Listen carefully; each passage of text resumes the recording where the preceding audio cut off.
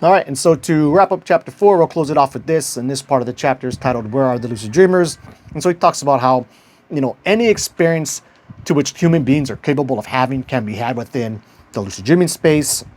However, always attempting to fulfill whatever desires they, or like the lucid dreamers, have, they frequently overlook the deeper aspects of lucid dreaming.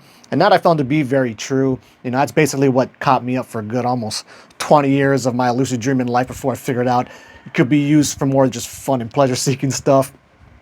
Then he goes into some of the ways lucid dreaming can be beneficial. And so we're going to go into this in a lot more detail in the next chapter, but he highlights a few things here.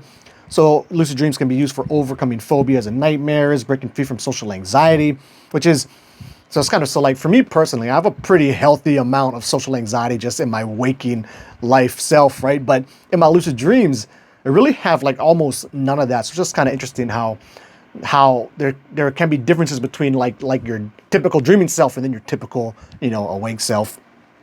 Lucid dreams can also be used as a means for better understanding themselves, right? What else we got here? Lucid dreamers won't always know exactly why and how lucid dreams have been helpful for them.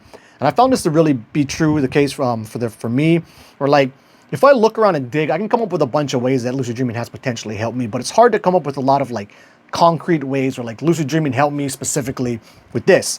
There are some, but really there aren't that much, at least that come to mind to me right now. Then he breaks down the lucid dreaming community as a whole into this interesting recipe.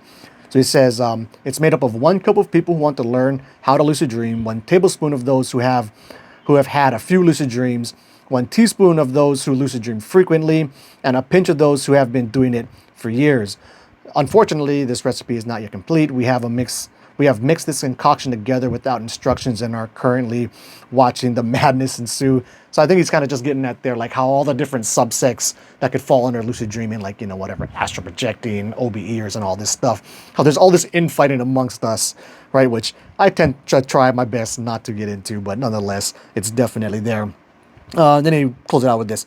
I look forward to a time when therapists can guide people through solving their traumas with instructions in the lucid dreaming practices. And I think this will really take off once they can really figure out a way to lucid dream essentially on command, which, we're kind of close to now. I mean, you have stuff out there like galantamine, which is probably the most powerful lucid dreaming supplement out there. And I've always wondered, like, why don't they make time-release galantamine? Like, it seems like a no-brainer. So I just did a quick Google search on it now, and apparently they do have it, but it's only available through prescription.